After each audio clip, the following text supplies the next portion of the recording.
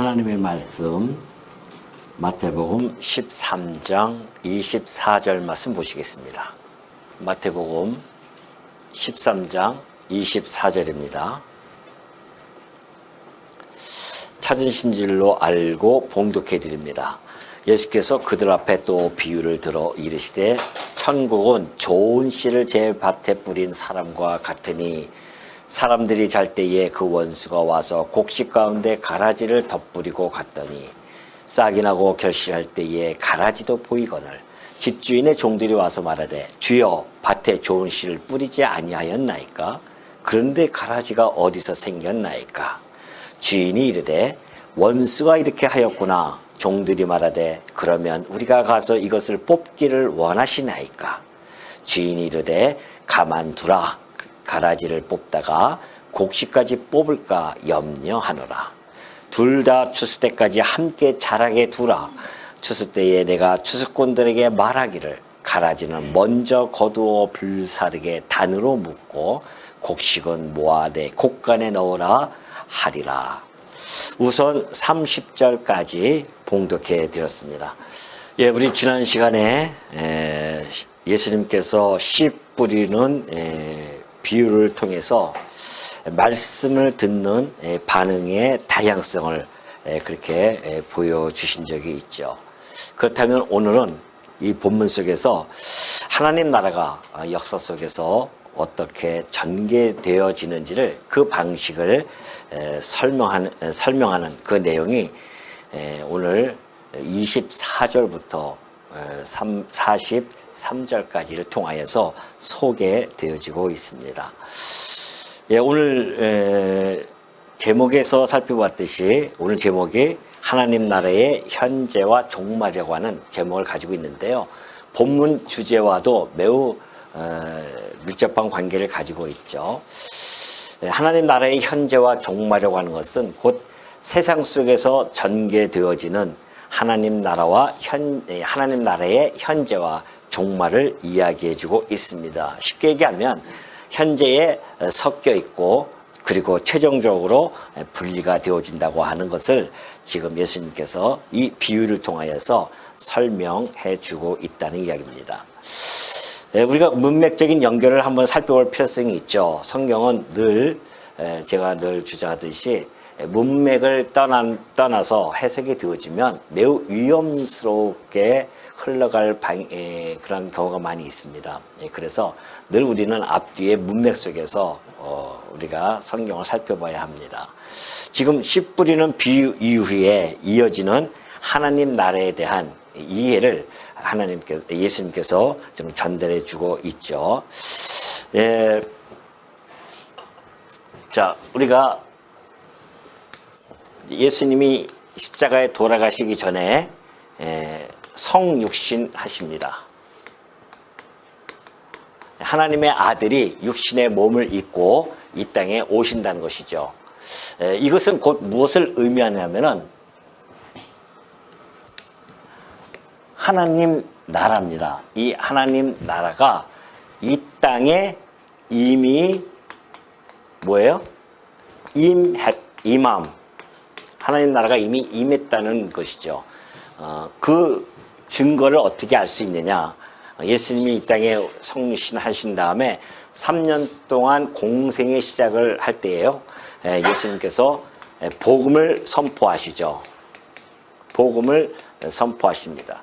회개하라, 천국이 가까이 왔느니라. 이러면서 복음이 선포되어지면서 산상수훈 같은 이러한 정말 이 서기관들이 전해줄 수 없는, 그래서 거기 있는 사람들이 그걸 듣고서는 이 가르치는 권세가 서기관과 같지 않더라. 바리새인이나 서기관 같지 않음을 그들이 감탄에 맞지 않았던 그런 내용이 앞에 있었습니다.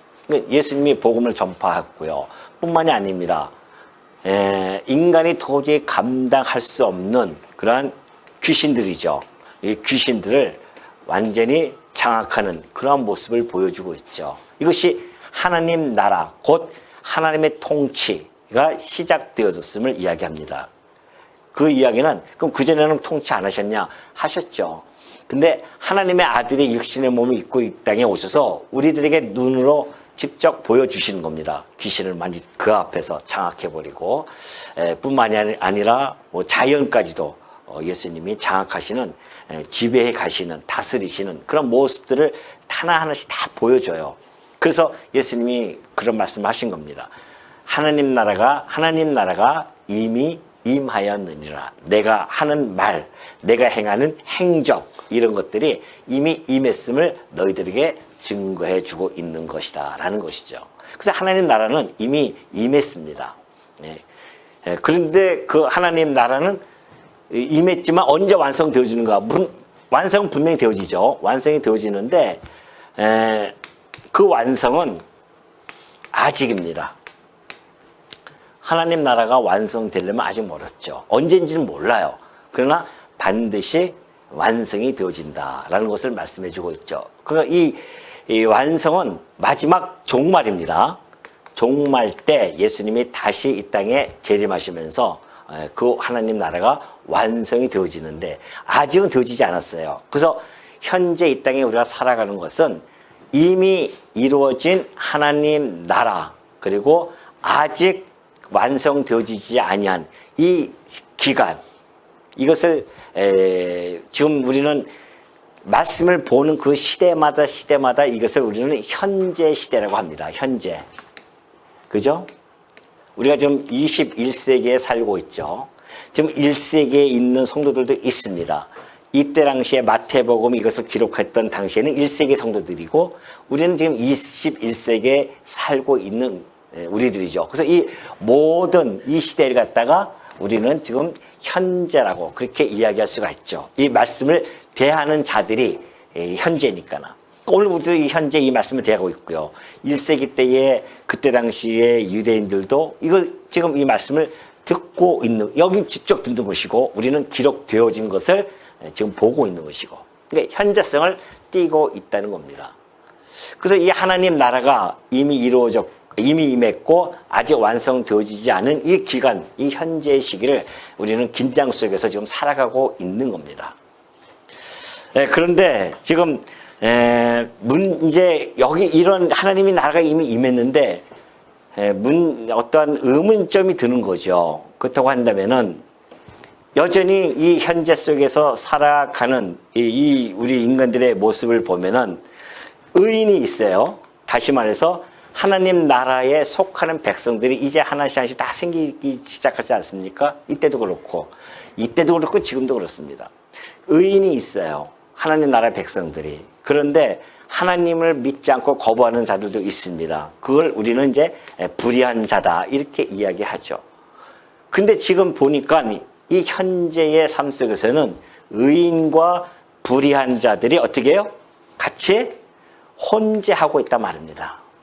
이게 왜 그러느냐에 대한 의문점이 있는 거죠.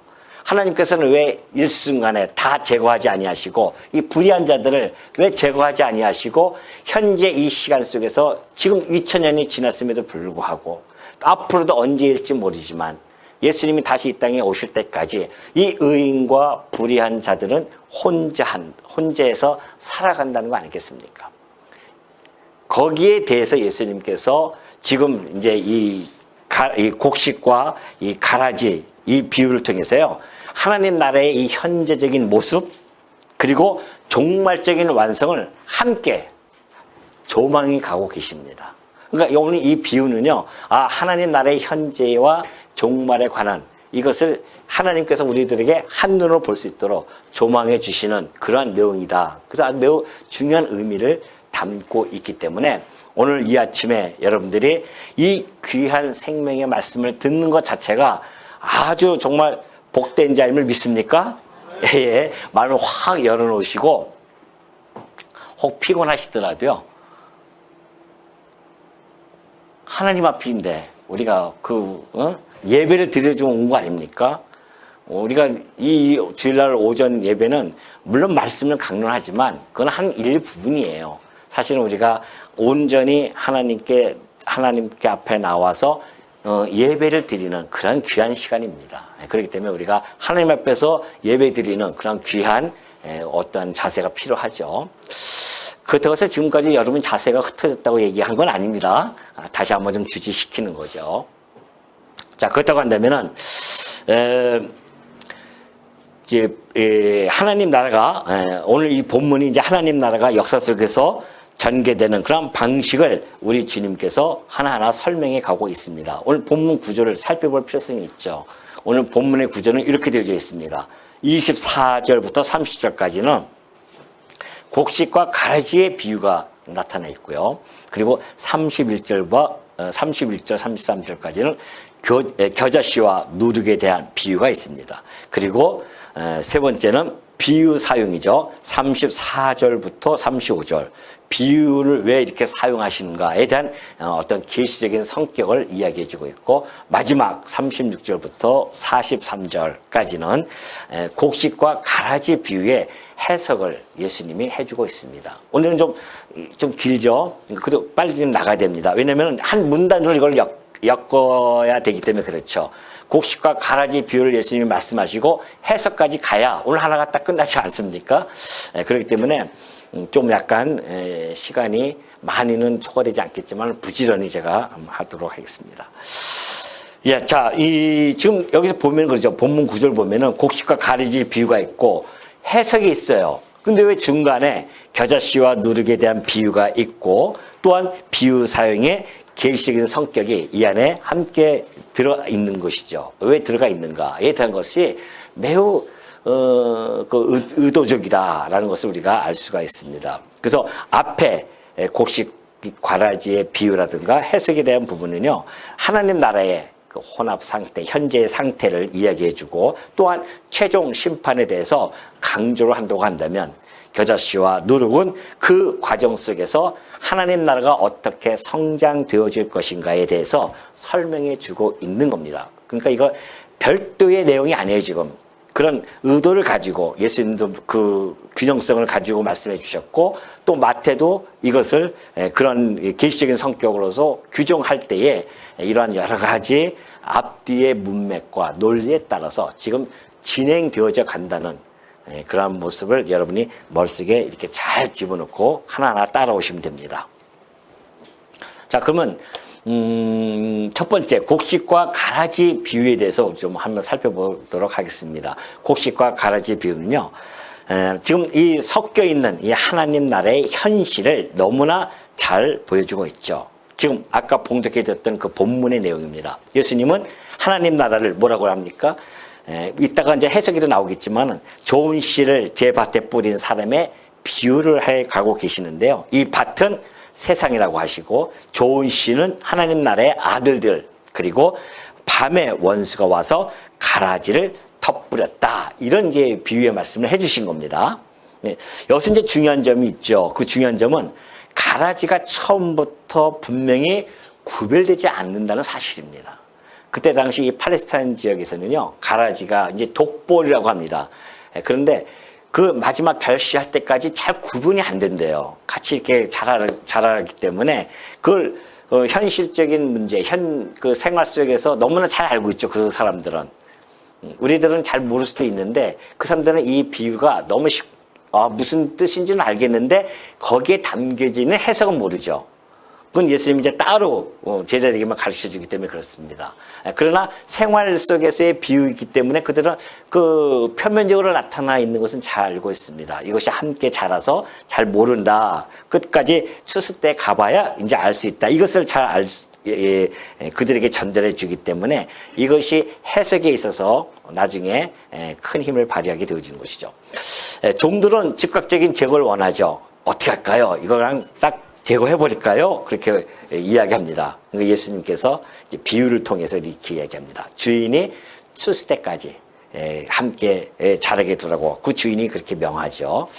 왜냐하면은 성급한 제거를 하게 되어지면요, 곡식까지 해칠 수 있기 때문에 그렇다는 겁니다. 그렇다고 한다면 오늘 이 비유를 보면서 우리가 이런 것들을 우리가 살펴볼 수가 있죠. 예를 들어서 지금 이 세상입니다. 이 세상에는 지금 교회와 세상은 이 세상 안에는 교회도 함께 혼재되어 있죠. 그죠? 물론 여기서 이제 우리가 좀 더 쉽게 얘기하면 교회당이라고 합시다. 교회당에 모이는 사람들과 세상에 있는 사람들과 이렇게 혼재되어져 있습니다. 그렇다고 해서 우리가 교회당을 다닌다고 해서 여러분의 머리가 다 빨갛게 되어진다고 한다면 쉽게 구분이 되잖아요. 근데 그렇지 않단 말입니다. 겉으로 보면 구분이 안 돼요. 세상 사람들과 교회당 사람들이 밖에 다녀보십시오. 다 똑같아요. 구분이 안 된단 말입니다. 그러나 여전히 혼재하고 있으면 틀림이 없습니다. 뿐만이 아니죠. 교회당 안에서도요, 참된 신자가 있고요. 그리고 거짓 신자가 혼재해 있습니다. 교회는 안 그래요. 교회는 하나님께서 당신의 핏값으로 산 백성들의 모임 안에는 거짓 신자는 없습니다. 참된 신자만이 있어요. 교회 안에는. 그러나 교회당입니다. 교회 하면 막 건물이 아니니까. 여러분 잘 아시니까. 교회당 하면은 이제 예배당이죠. 그러니까 예배를 드리러 오는 모든 이런 곳에는 참된 신자가 있기도 하고 거짓 신자가 있기도 합니다. 그래서 이 참된 신자라고 하는 것은 정말 예수 그리스도를 믿는 그 믿음 속에 있는 자들이 있는가 하면 아니면 위선을 떠는 자들도 있겠죠. 교회당 안에는. 이제 이 큰 교회당에 가보면은 자기의 유익을 위해서 교회 다니는 사람 많이 있거든요. 교회당을 와요. 뭐 정치적으로나 경제적으로나 다양한 방식에 의해서 자기의 사적인 유익을 꾀하고자 오는 자들도 교회당 안에는 많이 있습니다. 물론 우리 교회는 있을까요, 없을까요? 뭐 사적으로 유익 취할 게 있습니까, 지금? 오히려 더 봉사해야 하는 그러한 곳이기 때문에 오히려 이런 데가 더 안전할 수가 있죠. 저는 우리 성도님들이 다 참된 신자, 곧 믿음의 신자인 줄 믿습니다. 예. 그러나 큰 뭐 교회당 같은 데는 진짜 있어요. 그런 거 많이 봤습니다. 그래서 정치할 때 막 와가지고서는 뭐 선거 때나 와가지고 이렇게 앉아 있고 선거 끝나면 또 확 빠져나가고 이런 사람들도 많이 있거든요. 그 교회 안에는 또 역시 이렇게 혼재되어 있고 또 이 안에 거짓, 곧 이단이라든가 이런 데들도 많이 들어와 있거든요. 그 소위 요즘 그 뭐 신천지 좀 문제되는 그 신천지에 보면은 뭐 추수꾼들 있지 않습니까? 추수꾼 아시죠? 혹시 들어보셨어요? 추수꾼? 추수꾼들이 가만히 들어오거든요. 가만히 들어와요. 그래가지고서는 교회를 갖다가 삼키려고 하고 여기서 이 참된 선자를 막 넘어뜨리고자 하는 그런 자들도 많이 있습니다. 이것은 비단 지금의 현상만은 아닙니다. 초대교회부터 시작해서 계속해서 이어져 왔어요. 한번 볼까요? 나오잖아요. 갈라디아서 2장 4절 보십시오. 바울이 그래요. 이는 가만히 들어온 거짓 형제들 때문이라 그래요. 거짓 형제들이 있습니다. 가만히 들어와요. 근데 거짓자들은 특성이 하나 있습니다. 어떻게 들어와요? 막 요란하게 표신해가지고 내가 신천지에서 왔어. 내가 뭐 이렇게 얘기 안 합니다. 가만히 들어옵니다. 가만히 앉아서 뒤에 앉아서 다 듣고서는 막 사람들을 막 하고 이러다가 살살 이렇게 그전에도 여기도 한 몇 번 왔다고 제가 얘기는 들었어요. 그들이 가만히 들어온 것은 그리스도 예수 안에서 우리가 가진 자유를 엿보고 우리를 종으로 삼고자 함이로다. 그러면 바울이 세웠던 그 교회만이 그럴까요? 그렇습니다.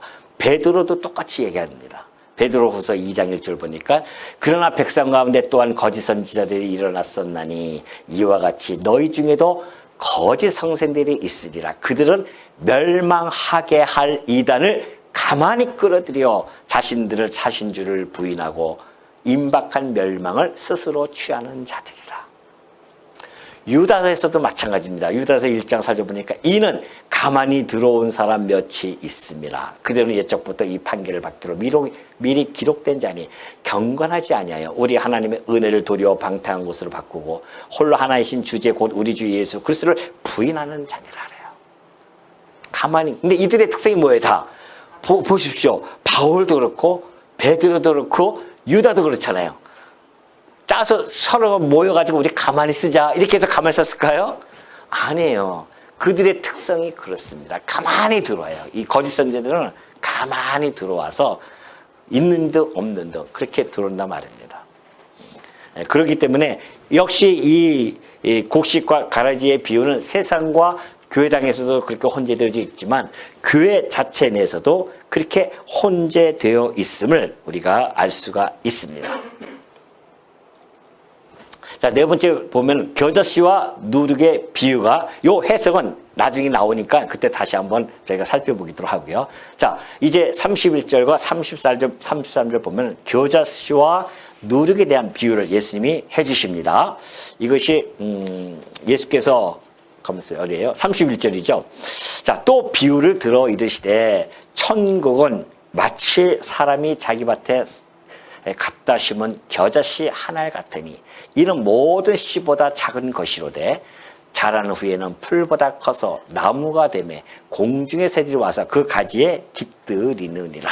또 비유로 말씀하시되 천국은 마치 여자가 가루 서말 속에 갖다 넣어 전부 부풀게 한 누룩과 같으니라. 그렇게 설명해 주고 있죠. 자, 이것은 하나님 나라가 어떻게 성장해 나가는가에 대한 그 원리를 예수님이 전달해 주고 있습니다. 다시 말해서 하나님 나라는 비록 미약하기 시작하지만은 그 나라는 반드시 확장되어질 것이다 라는 것을 지금 보여주고 있죠. 그래서 예수님은 지금 이 비유를 통해서 하나님 나라의 또 다른 측면을 지금 우리들에게 전달해 주고 있습니다.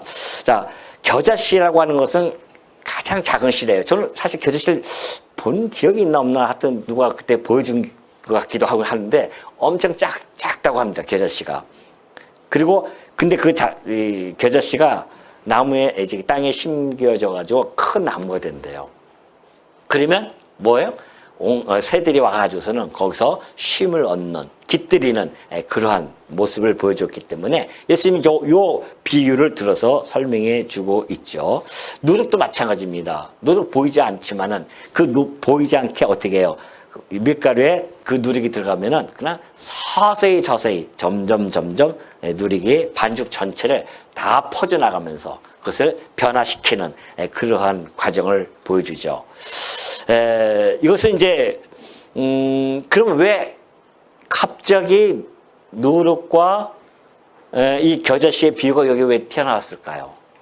뒤에 보면은 해석이 나오는데 뒤에 걸 갖다가 곧바로 앞에 붙이면은 예수님이 비유해 놓고 해석하면은 너무 쉽게 할 수가 있는데 갑자기 이 비유가 나와요.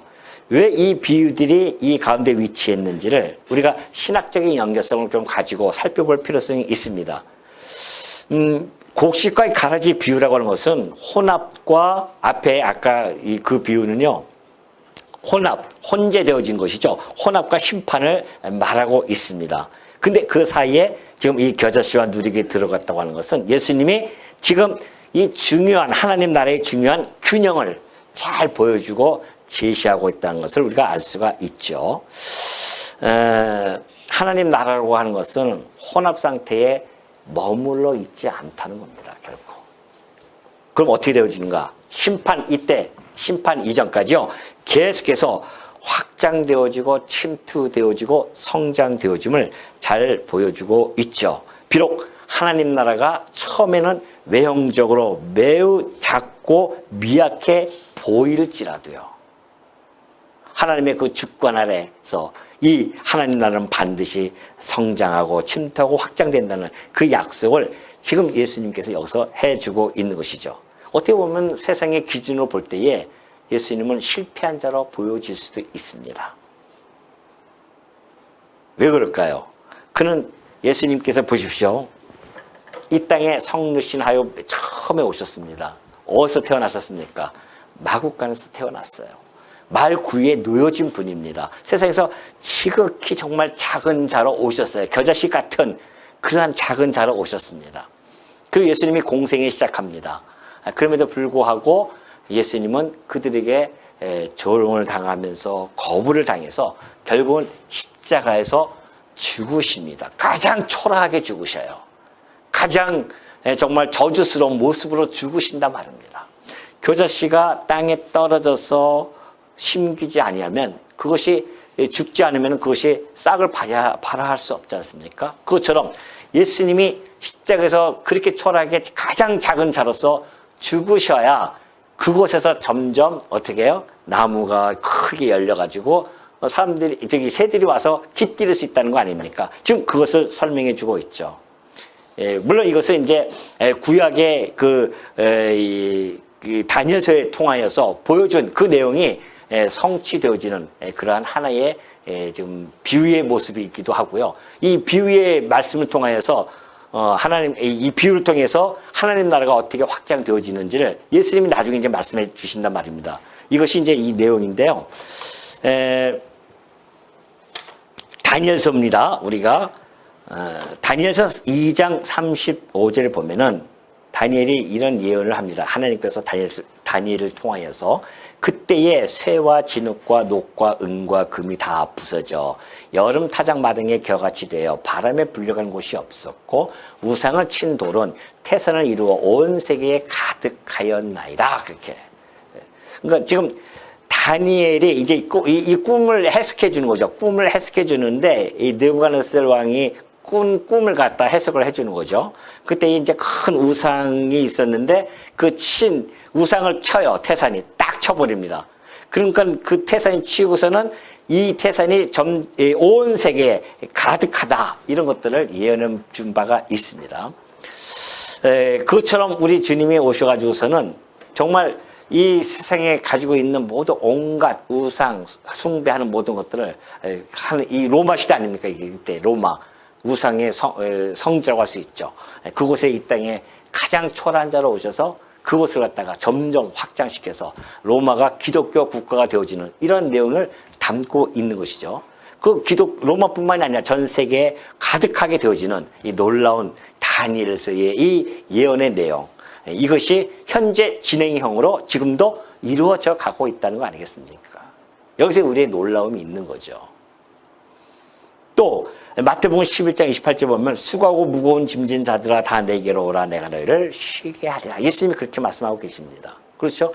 새들이 와서 깃들을 듯이 그 나무에 예수님의 그 말씀 속에서 예수님 안에 오는 자들이 얼마나 쉼을 얻게 되어지는지를 잘 보여주고 있습니다. 또 마태복음 24장 14절 예수님께서 이 천국 복음이 모든 민족에게 증언되기 위하여 온 세상에 전파되리니 그제야 끝이 오리라. 그렇게 또 말씀해 주고 있죠.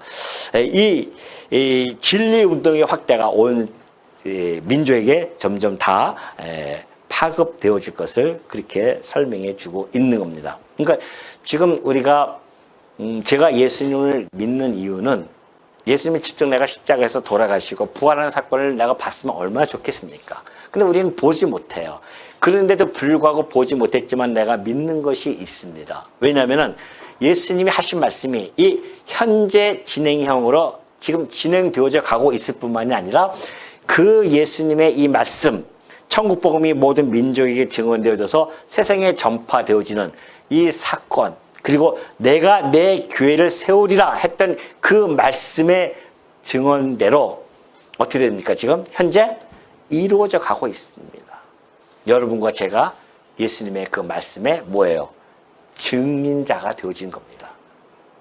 저는 아무만 생각해도 내가 이 말씀을 받아들이고 예수님이 하셨던 이런 말씀들이 우리가 이방인은 우리가 어떻게 이걸 받아들일 수 있냐 말이죠. 이거야말로 들을 귀가 허락되어졌기 때문에 가능한 일이지.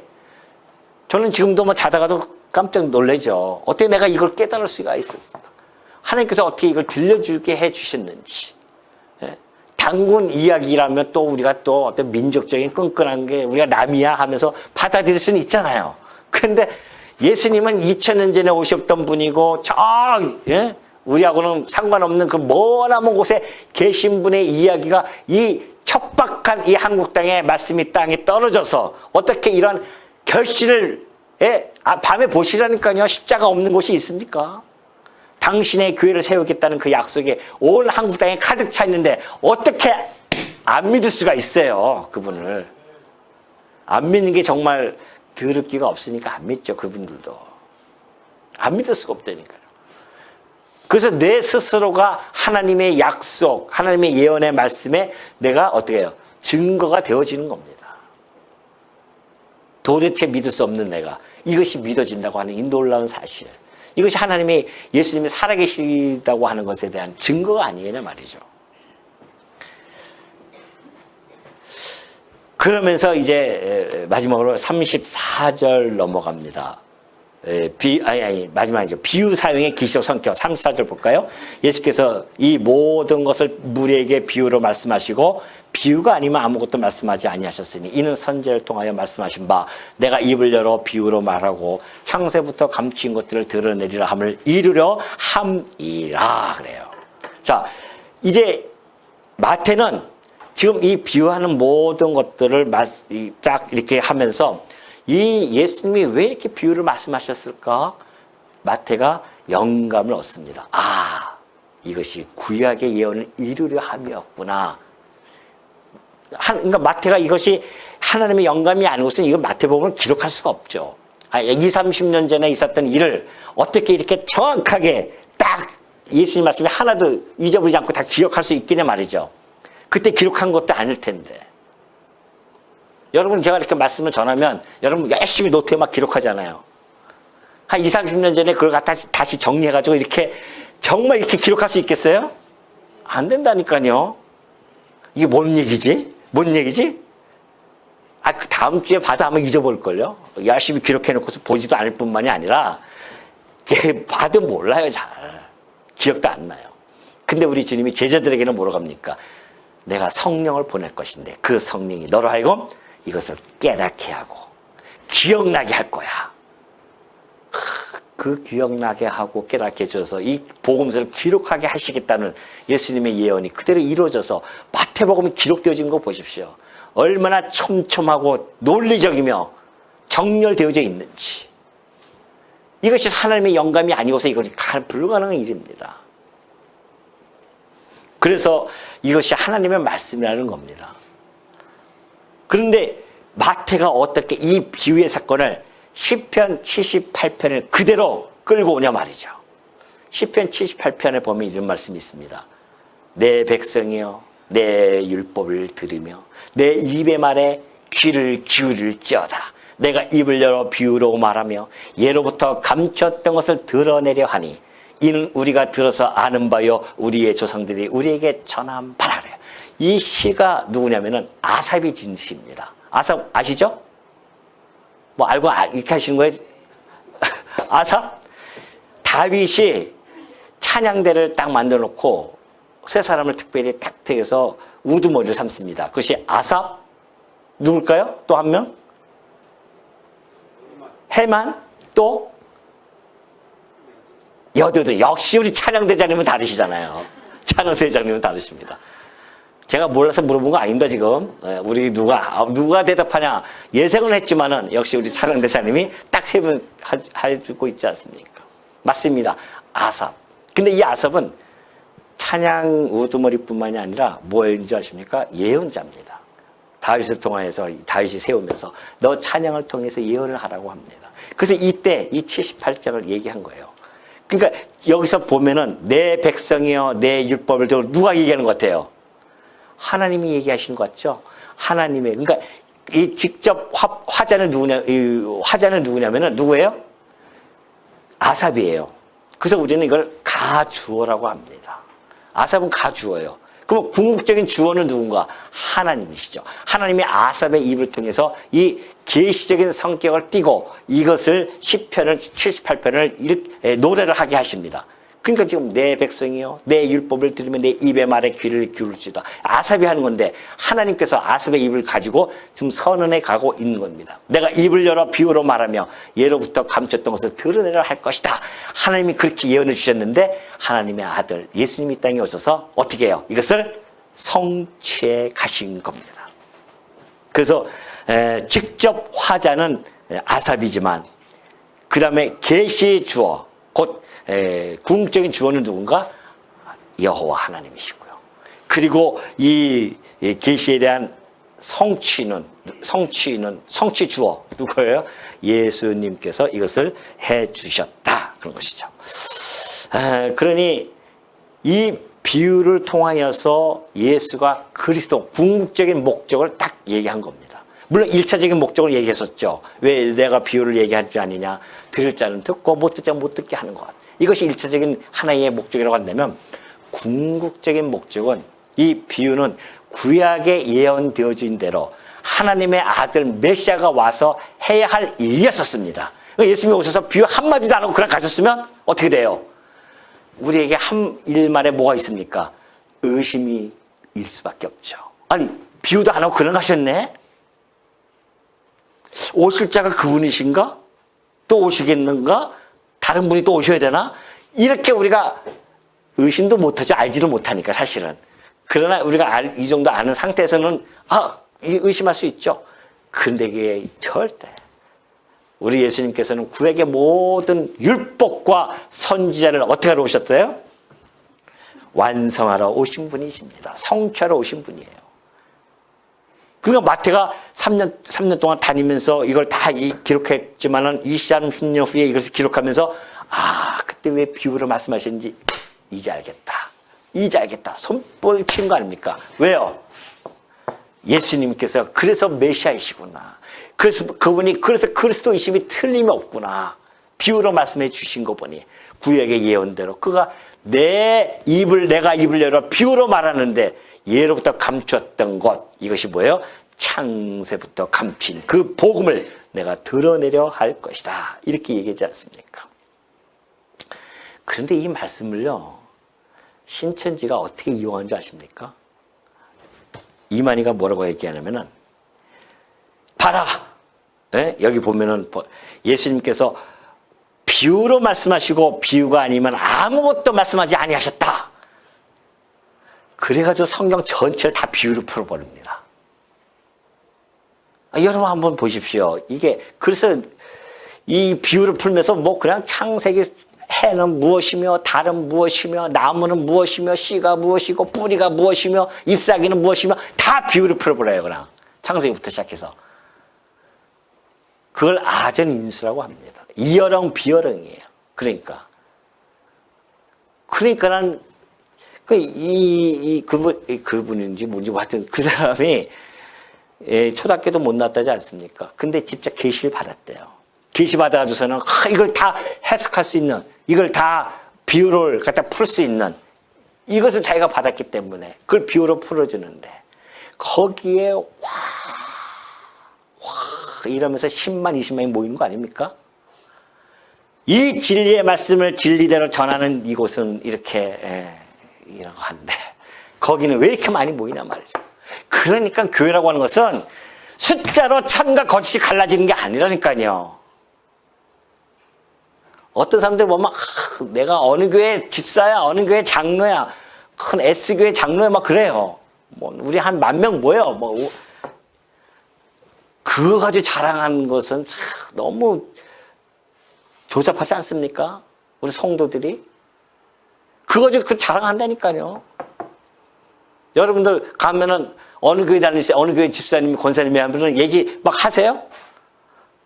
하시겠죠. 저한테 물어봐요. 목사님 줄 어떻게 알면은 어느 교회 목사님이세요? 그래요. 저기 대머리 공원 하면 대머리 교회예요? 하면서 날 갖다 이렇게 쳐다봐요. 머리가 좀 이렇게 많이 벗기지 않습니까? 대머리 교회라고요? 그래. 아니 그게 아니라 대머리 공원 거기 옆에 있어요. 또 말씀운동 교회 하면은 무슨 운동권 교회예요? 뭐 그렇게 얘기하지는 않나. 저부터 하기야 뭐 그렇게 큰 소리 못 치고 막 그러는데 뭐 우리 성도님들이 그럴 수도 있겠죠. 그러나 교회라고 하는 것은 숫자 있는 것이 아니라니까요. 참된 교회냐 거짓 교회냐 이거의 싸움이지 숫자 싸움이 결코 아닙니다. 오늘 우리 교회가 참 교회냐 거짓 교회냐를 가지고 싸워야 됩니다. 이거 싸우면 왜 우리가? 그러니 여기서 만약에 무너져 버리면은 뭐 숫자 오면 뭐하냐 말이죠. 1,000명, 10,000명 모이면 뭐하겠냐 말이죠. 돈만 많이 생기면요 인간이 싹 변해버립니다. 진짜 변해요. 우리 여러분들 다 목도 했잖아요. 돈 생기고 막 건물 생기고 하면은 마음이 변해. 그래서 저는 교회당 짓고 싶은 마음이 전혀 없어요. 저는 사실 그냥 여기서 옹기저기 살다가 가고 싶어요. 그냥.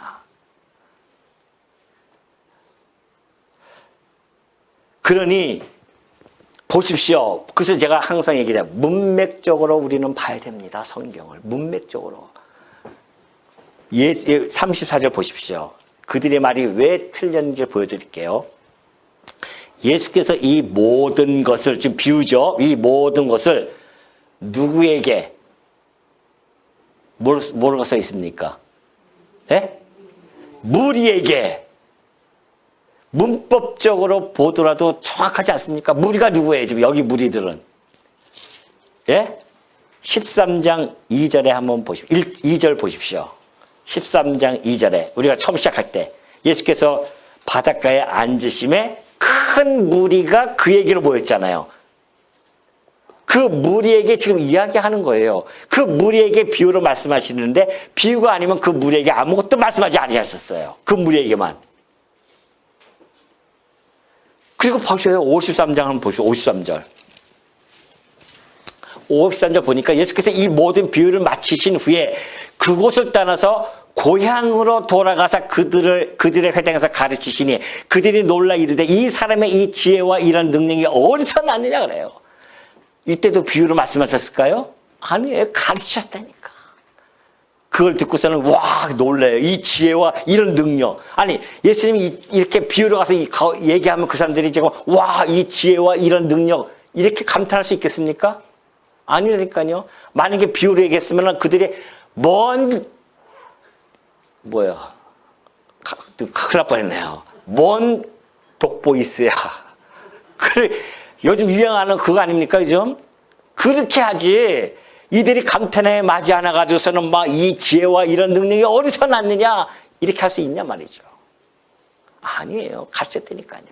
그 무리들에게 한정되어져서 비유로 말씀하신 것은 그가 그 비유를 통하여 구약의 예언을 이루려 하며 또 거기서 하나님 예수님께서 그걸 통하여서 들을 자는 듣고 못 들을 자는 못 듣는다고 하는 것을 가르쳐 주기 위한 예수님의 그 말씀을 전하기 위한 미입니다. 그러니 성경을 문법적으로 역사적으로 보지 아니하면 성경은 완전히 귀걸이면 귀걸이, 코에 가면 코걸이에요. 문맥적으로도 봐야 되고. 그러니 우리 믿음의 선배들이 얼마나 그런 것들을 많이 겪고 왔으니까 2000년 동안 겪고 왔으니까 그래서 그런 해석의 원리를 정해놓고 신학교 가면 이걸 배우는 거란 말입니다. 이렇게 해석해야 됩니다. 그러니 이만희는 신학교 안 갔잖아요. 그러니까 모르는 겁니다. 자기 뜻대로 자기 멋대로 하면 되는 줄 알고. 성경은 그렇게 해석하는 게 아니에요. 정확한 해석의 원리가 있어요. 일체적으로 문맥적으로 봐야 되고 두 번째는 문법적으로 누가 진주고 가져오고 목적은 무엇이며 문맥적으로 봐야 되고 그 역사적 배경은 무엇이며 신학적인 의미가 어디까지 도달되어지는지를 정확하게 해가지고서는 전달되어져야 된단 말입니다. 그러니 어렵죠. 그래서 이런 것들이 하는 작업들이 36절 예수님이 드디어 비유로 말씀해 주고 계십니다. 비유 해석이죠. 이에 예수께서 무리를 떠나 집에 들어가시니 제자들이 나와 이르되 밭의 가라지의 비유를 우리에게 설명하여 주소서. 예수님이 따로 이렇게 나가서 제자들이 있는데 주여 설명 좀 해 주십시오. 대답하여 이르되 좋은 씨를 뿌리는 이는 인자요 밭은 세상이요 좋은 씨는 천국의 아들들이요 가라지는 악한 자의 아들들이요 가라지를 뿌리는 원수는 마귀요 추수되는 세상 끝이요 추수꾼은 천사들이니 그런즉 가라지를 거두어 불에 사르는 것 같이 세상 끝에도 그리하리라. 인자가 그 천사들을 보내리니 그들이 그 나라에서 모두 넘어지게 하는 것과 또 불법을 행하는 자들을 거두어내어 불무불에 던져 넣으리니 너희는 거기서 울며 이를 갈게 되리라. 때의 의인들은 자기 아버지 나라에서 해와 같이 빛나리라. 귀 있는 자는 들으라. 그렇게 하십니다. 자, 비유의 해석을 해줘요. 아까 얘기했듯이 비유를 해석을 해줘요. 예수님께서. 그러니까 비유 반드시 예수님 비유할 때는 당신의 백성들이 알아들어서 해석을 해준다니까요. 딴 후대에 누가 해석해 주라고 하는 것이 아니라니까요. 예수님이 비유 말씀하시면 반드시 해석을 해줘요. 왜? 알아들어야 되니까. 복음인데 알아듣지 못하면 무슨 복음입니까? 그 비밀을 풀어서 해쳐서 알려줘야 되죠. 그래서 하나하나씩 좀 설명해 주고 있는 거 아니겠습니까? 그래서 36절에 예수님이 이제 비유를 해석을 해주는데 예정론에 입각한 그 비유를 지금 해주고 계십니다. 다시 말해서 종말론적인 그런 분리 공의의 완성 이것을 설명해 주는데 아주 명확히 해석해 주죠. 인자는 씨를 뿌리는 이다. 그렇게 얘기합니다. 밭은 뭡니까? 세상이야. 좋은 씨는 뭡니까? 하나님 나라의 아들들이지. 가라지는요, 악한 자의 아들들이란다. 추수 때는요, 세상 끝, 추수는 세상 끝이다. 추수꾼은 누구입니까? 신천지의 추수꾼 얘기한 줄 아십니까? 자기 추수꾼이래요. 아니에요. 추수꾼은 뭐라고요? 누구라고요? 천사들이라니까, 난. 그런데 자기가 추수꾼이라고 하는 이야기는 뭡니까? 자기가 천사라는 얘기 아닙니까? 하여튼 용어는 다 사용하기 때문에 우리가 사용 못하는지만은 또 어느 또 뭐 여워진 같은 데는 또 파수대가 있지 않습니까? 그러니 성경대로 한다고 하는 것이 얼마나 행복한 일입니까, 우리가? 여기서 핵심이 있습니다. 그 핵심은 나중에 분리가 되어집니다. 분리가 되어지는데 이것은 인간의 몫이 아니라는 겁니다. 인간이 이렇게 판단하면서 이렇게 분리하는 것이 아니라 하나님의 몫입니다. 곧 예수 그리스도께서 심판주 되심을 전언해 주고 있죠. 이것에서 우리는 알 수 있는 것은 최종 심판은 반드시 온다는 사실을 알려주고 있습니다. 세상 사람들은 심판이 어딨어? 영원 무궁토록 이 세상은 지나갈 거야. 아니라니까요. 반드시 심판날이 온다는 겁니다. 그때 불법을 행하는 자들이요 제거되어지고 의인들은 아버지 나라에서 해같이 빛난다는 거 아니겠습니까? 자,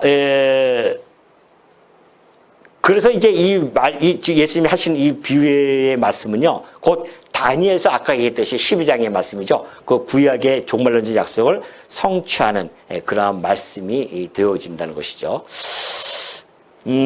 세상의 상태를 잘 보여주고 있습니다. 이 세상의 상태는 택자와 불택자의 이 공존 상태, 이 현재는 택자와 불택자가 항상 공존해 있다는 사실을 잘 전달해 주고 있죠. 그리고 좋은 씨는요, 이미 정해져 있습니다. 사실은. 좋은 씨와 가라지는 정해져 있어요. 역사 속에서 잘 나타납니다. 초기 인류 역사 초기에서부터 시작해죠. 가인과 있고 아벨이 있었습니다. 아벨은 좋은 씨예요. 가인은 뭐예요? 가라지입니다. 더 지나가서 이삭과 이스마엘이 있습니다. 이삭은 누구예요? 좋은 씨입니다. 이스마엘은 가라지죠. 이걸 우리는 역사 속에서 확인할 수가 있습니다. 그 다음에 야곱에서 엄마 뱃에서 같이 태어났지만은 야곱은 좋은 씨고요. 에서는 뭐예요? 가라지라니까요. 이것이 하나님께서 이미 정해놓은 예정에 관한 부분을 지금 설명해 주고 있습니다. 좋은 씨가 있고 가라지가 있다는 겁니다. 자, 그러면 예정의 이 교리를 통해서 우리가 알 수 있듯이 이 예정의 교리라고 하는 것은 이 현재에서 관찰할 수 있는 것이 아닙니다. 근데 많은 사람들이 착각을 해요. 나는 예정받은 자야 라고 이야기합니다. 여러분 예정받은 자입니까? 예? 질문 놓치시면 안 된다 지금 딴 생각하시다가 여러분 예정받으신 분이에요? 이게 또 이러신다. 내가 현재에서는 어떻게 해요? 관찰할 수 없다니까요. 우리가 현재에서 관찰할 수 있다고 하는 자들은 그래서 방종과 나태로 빠집니다. 난 예정받은 자야. 그래서 구원받이 그 하는 얘기 아닙니까? 난 구원받게 작정되어졌어. 난 구원받았어. 그러니 이 땅에서 어떻게 살아도 나는 뭐 한다? 구원받는다는 거 아니겠습니까? 한때 우리도 그 사실은 구원파적인 그런 논리에 빠진 적이 있습니다. 우리가. 그때 당시 몰랐지만은. 한 걸음 뒤에 와서 이렇게 보니까 우리가 그 논리에 있었었구나. 난 구원받은 백성이야. 그러니까 나는 내가 밖에서 그런 비유를 들었잖아요. 정말 막 추운 날씨에 아들이 밖에 나갔으면 누가 답답하다고 그랬어요. 지금 아버지가 답답하다고 했죠. 우리 그때는 진짜 아버지가 왜 답답합니까? 지가 답답하지. 그 예정을 잘못 알게 되어지면 그렇게 빠져나가게 되어집니다. 그러니까 회개가 없잖아요. 회개가 없습니다.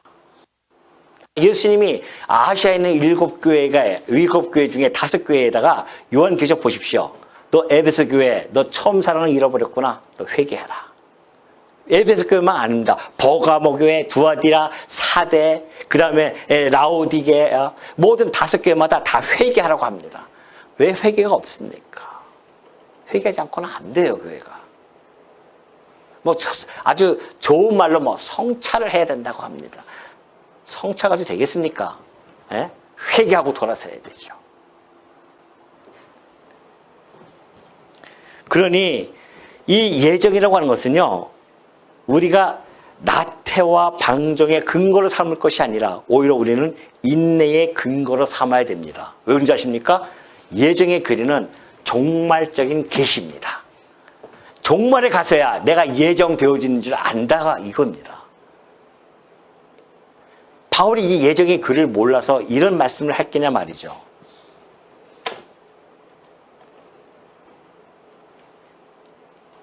빌립보서 2장입니다. 12절. 그러므로 나의 사랑하는 자들아, 너희가 나 있을 때뿐 아니라 더욱 지금 나 없을 때에도 항상 복종하여 두렵고 떨림으로 너희 구원을 이루라 그러지 않습니까? 이 구원의 도상에서는요, 현재의 우리의 삶 속에서는 두렵고 떨림으로 항상 복종하면서 구원을 이루어 나가는 과정이에요, 우리가 지금. 예정을 아는 바울이 왜 이런 얘기를 합니까? 넌 이미 예정 받은 백성이니까 걱정하지 마라.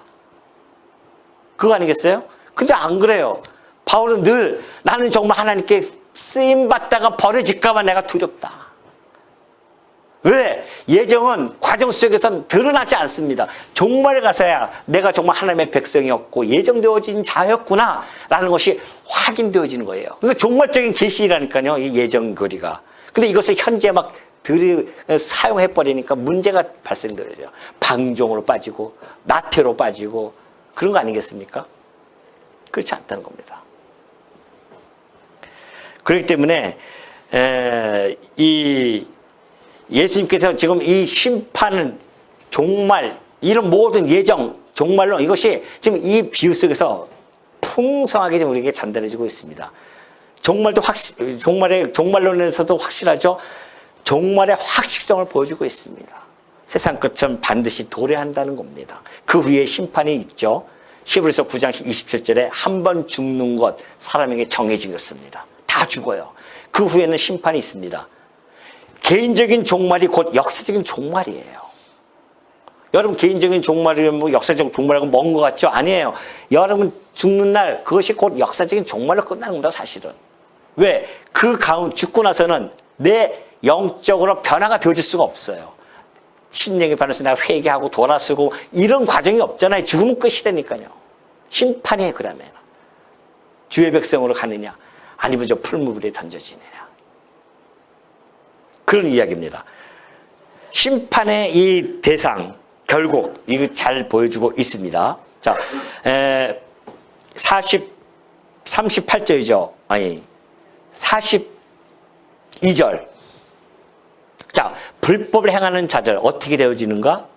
풀무불에 던져 넣으리니 거기서 울며 이를 갈게 되어질 것이다. 넘어지게 하고 불법을 행하는 자들, 하나님과 백성을 그를 대적하는 자들입니다. 이거 도덕적인 타락이 아니에요. 이들은 불법을 행했다? 단순한 도덕적인 타락이 아닙니다. 이것은 하나님의 통치, 이 예수 그리스도의 통치를 거부한 자들, 그리고 그 나라의 질서를 거부한 그러한 자들, 이러한 자들은요, 영원토록 풀무불에 던져서, 불목가에 던져서 고통을 당합니다. 제가 늘 말씀드리잖아요. 이거 피부적으로 와 닿지 않으면 풀무불에 가본 적이 있나요, 우리가? 불못에? 뭐 저기 어느 곳에 불목 같은 데가 있긴 있어요. 정말 지옥 모습 같은 게. 그쪽이 화산 덩어리 이렇게 있는데 돈 들이고 어디 갑니까? 가까운 데서 확인하면 되죠. 가스불은 위험하니까 촛불 하나 켜놓고, 내가 얘기하잖아요. 손가락 한번 올려보시라고. 거기서 1분을 견딜 수 있는지 3초를 견딜 수 있는지 한번 해보세요. 아니, 촛불 하나도 그렇게 힘든데 그 풀물에 들어가서 뭐라고 합니까? 슬피 울며 이를 간다잖아요. 슬피 울며 이를 갈아요.